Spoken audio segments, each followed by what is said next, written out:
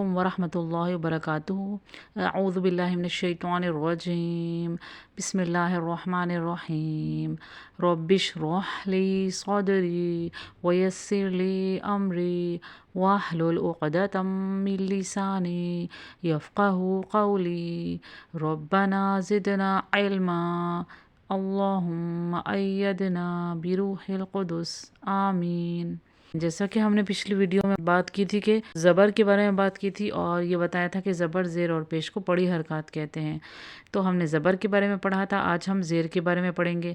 پہلے تو میں یہ واضح کر دوں آپ پہ کہ زبر، زیر اور پیش یعنی پڑی حرکات کو ایک حرکت پڑھا جاتا ہے۔ ایک حرکت کیا ہوتا ہے کہ یعنی کہ دونوں ہونٹوں کے درمیان ایک انگلی کے برابر، یعنی کہ اتنی جگہ ہو، آپ نے اتنا بس ہونٹوں کو کھولنا ہے، ان کو ایک حرکت لینا ہے اور اس سے زیادہ نہیں لینا اس کو، یعنی کہ وہ اس میں کھچاؤ پیدا ہو جائے گا، پڑی حرکات کھچ جائیں گی۔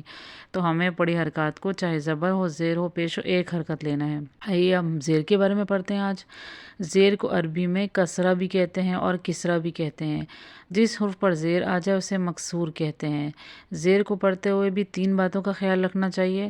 نمبر 1 کہ اسے کھینچتے نہیں ہیں، جیسے کہ زیر کو بازیر بھی، تازیر تی، سادر سی، بی، تی، سی اس طرح پڑھیں گے، اور بی کو تھوڑا سا بھی اگر آپ کھینچیں گے، لمبا کریں گے، بی، بازیر بی، تازر تی، یہ 2 حرکت میں چلا جائے گا، تو ہمیں اس طرح نہیں کرنا اور اس طرح معنی بدل جائیں گے۔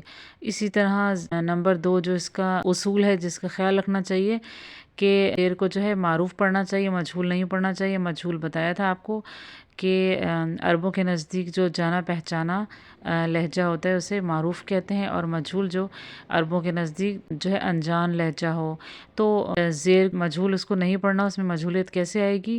بازیر بی، تازر تی، اس میں ای کی ہم آواز لے کر آئیں گے۔ انگلش کا جو حروف تہجی ہے یا لیٹر کہیں گے اس کو، ای، تو اس کی ای کی آواز لانی ہے، بی، تی، سی۔ تو اگر ہم اس میں دوسری آواز آئے گی جیسے بے، تے، سے، تو یہ مجہول ہے۔ معروف کیا ہے؟ بی، تی، سی، جی، بی، تی، سی، جی، ایسے یہ معروف ہے۔ اور مجہولیت اس میں کیسے آئے گی؟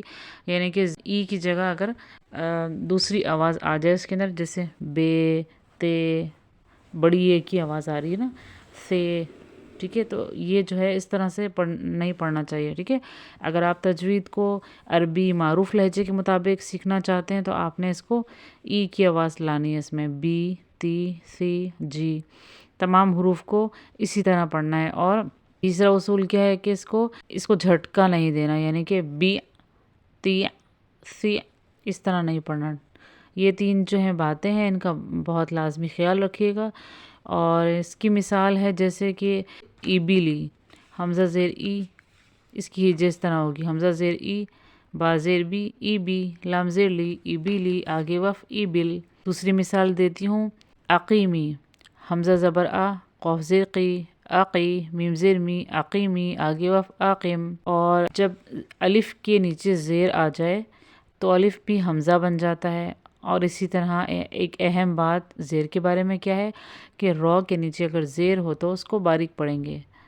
تو آپ لوگوں نے ان تمام باتوں کو، اصولوں کو، تجوید کے اصولوں کو اپنے کاپی میں ان کو نوٹ کر لیجئے اور ان کی پریکٹس کیجئے، اور مجھے اپنی دعاؤں میں یاد رکھیے گا۔ اور آج کے لیے اتنا ہی کافی ہے۔ وآخر الدعوانا الحمدللہ رب العالمین۔ السلام علیکم ورحمۃ اللہ وبرکاتہ۔